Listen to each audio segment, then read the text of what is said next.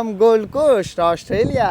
నిజంగా హాస్టల్ చాలా బాగుంది, మంచి అంటే క్లీనింగ్గా నీట్గా ఉందన్నమాట.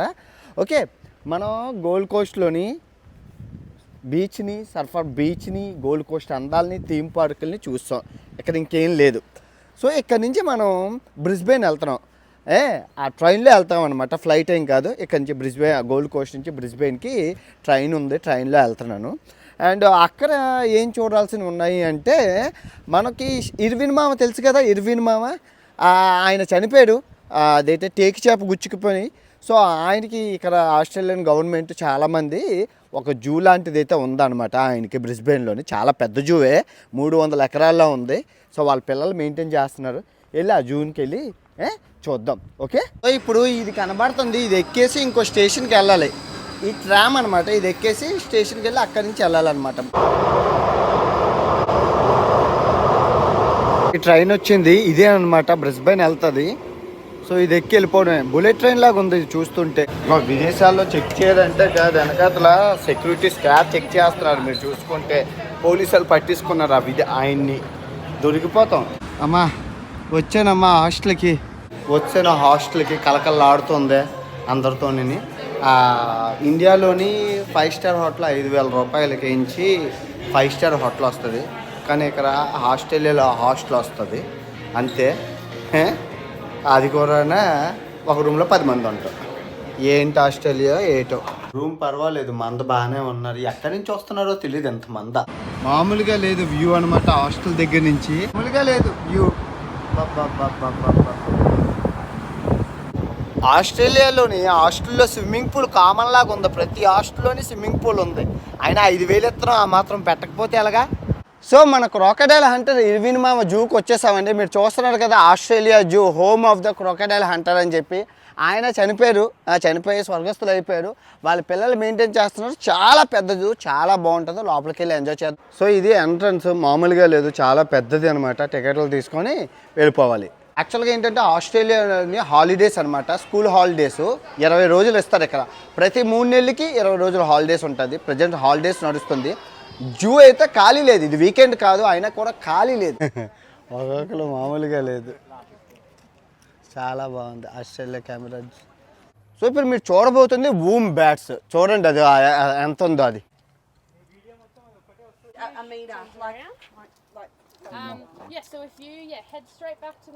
ఎలా ఉంది అమ్మ, లాగేస్తుంది. ఓరి అమ్మో. And then on the left is like tigers, and then the next is Africa. అది ముసలిది అయిపోయింది అనమాట. 27 సంవత్సరాలంట. హెల్త్ బాగోలేదు. సో అందుకే టేక్ కేర్ ఉన్నారు. అయితే జంతువు ముసలిది అయిపోయింది కదా అని చెప్పి వదిలేరు.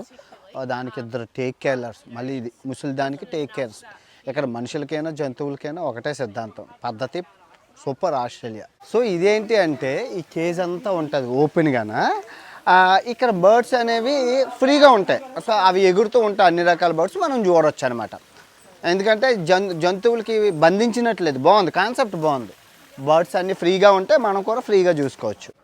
ఎంత బాగున్నావే, ఎంత అందంగా ఉన్నావే తల్లి. చూసారు కదా, మనకి ఈ దగ్గర యానిమల్ ఎంత దగ్గరలో ఉంది చూసారా. అసలు ఏం భయపడట్లేదు అయ్యో జంతువులు. మేము మనుషులమే తినేస్తాము, ఏమవ్వదా మీకు. అదిగో చూడండి, ఇది ఎంత బాగుందో. ఈ పక్షులు సూపర్ ఉన్నాయి. ఇవేంటో ఎంత బాగున్నావే, ఎంత అందంగా ఉందండి. ఫుడ్ పెట్టినా కూడా తినలేకపోతున్నాను. తినే అలసిపోయింది. అమ్మో వెళ్ళిపోతుంది. అమ్మో అమ్మో అమ్మో, ఎటు వెళ్ళిపోతున్నావే కాంగారో. చూడండి, అమ్మో వెళ్ళిపోయి. కంగారు ఏది చేస్తున్నావే, దొరదొస్తుందటండి కంగారుకి. పాపం బాగున్నాయి.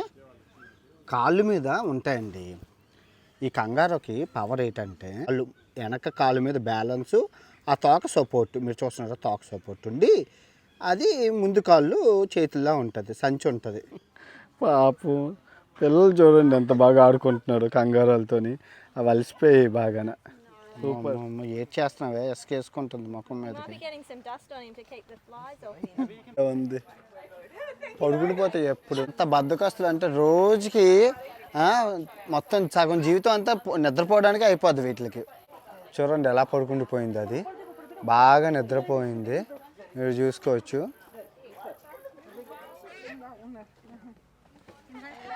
హలో, ఇక జైల్లో పెట్టారు, మీరు ఖాళీగానే ఉంటారు కదా. అసలు ఎలాగ ఉంటుంది ఇది కాకతోలు కామన్ ఇక్కడ. ఇల్లు చూడండి. ఏం చేయను అన్నప్పుడు ఏం చేయను నేను, మంచోని. హలో,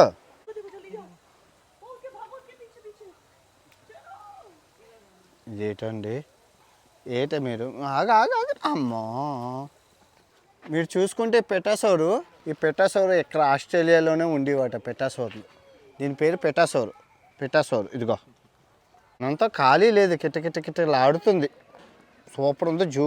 ఇదేంటంటే సౌత్ ఈస్ట్ ఏషియా, ఇండియాలో ఉన్న టైగర్స్ అవన్నీ థాయిలాండ్వి గట్టా అన్నీ ఇక్కడ ఉంటాయంట. చూద్దాం, వర్షం కూడా పడుతుంది.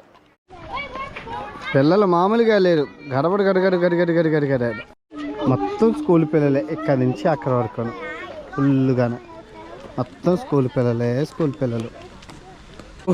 స్కూల్ పిల్లలు మామూలుగా లేదు. ఆ ఏనుగులేంచి ఇండియా నుంచి తెచ్చినవంట, ఇండియా నుంచి వచ్చాయి పిల్లలన్నీ, ఇండియా నుంచి తెచ్చినవే.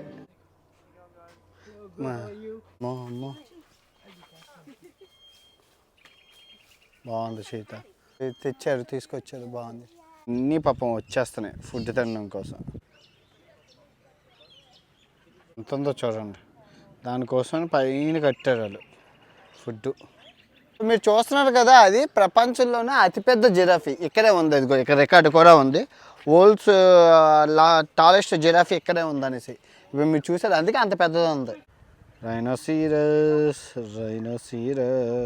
ఖడ్గం మృగాలు చూడండి ఎలాగున్నాయో. రైనోలు బాగున్నారా? రైనోలు తింటున్నారు, గడ్డ తినండి అమ్మా. రైనోలు గడ్డలు తింటున్నారు అందరు రైనోలును. ఎన్ని సంవత్సరాలు, ఎక్కువ రోజులు బతికే జంతువు, నిజంగా ఎక్కువ రోజులు బతికే టార్టాయిస్, కానీ చాలా పెద్దది ఉందండి. అమ్మ బాబాయ్, మామూలుగా లేదనమాట. జూ 300 ఎకరాలు, మామూలు విషయం కాదు. మొత్తం ఎండ ఎక్కువ ఉందేమో, కక్కేస్తున్నాను చెమట్లో. వా, ఎంత బాగుందో పులుగు పిల్లి.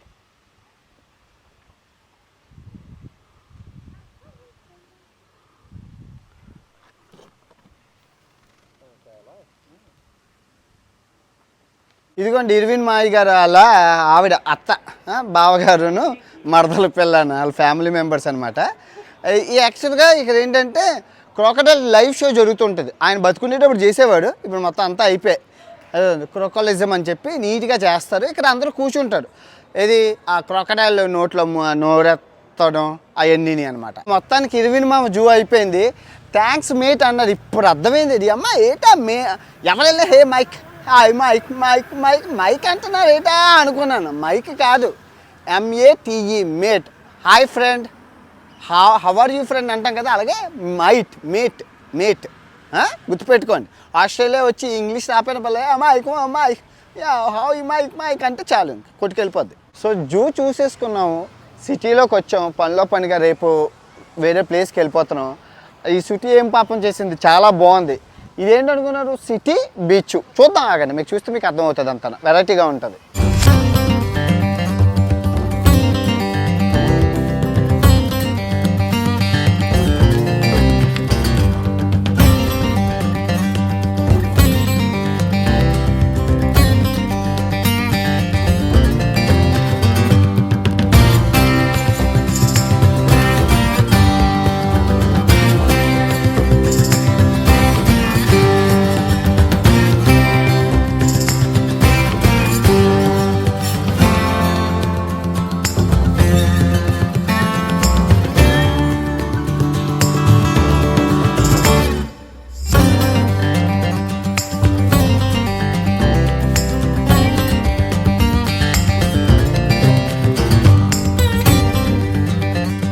చూసుకుంటే మొత్తం అంతా ఇదిగో వాటర్ పార్కులు, బీచ్లు, మామూలుగా లేదు, ఒక మ్యాన్ మేడ్ బీచ్లా తయారు చేసుకున్నారండి వీళ్ళు. ఆర్టిఫిషియల్ కానీ న్యాచురల్గానే ఉంది. మీరు చూసుకుంటే బీచ్ అది న్యాచురల్గానే చాలా అందంగా ఉంది.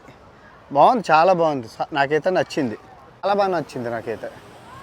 నేను ఎక్కడ చూడలేదు పబ్లిక్ ఏరియాలోనే ఇంత బాగా కట్టడం. సో మీరు చూసుకుంటే నేపాలీస్ టెంపుల్ కూడా ఉంది ఇక్కడ ఈ సిటీలోనే.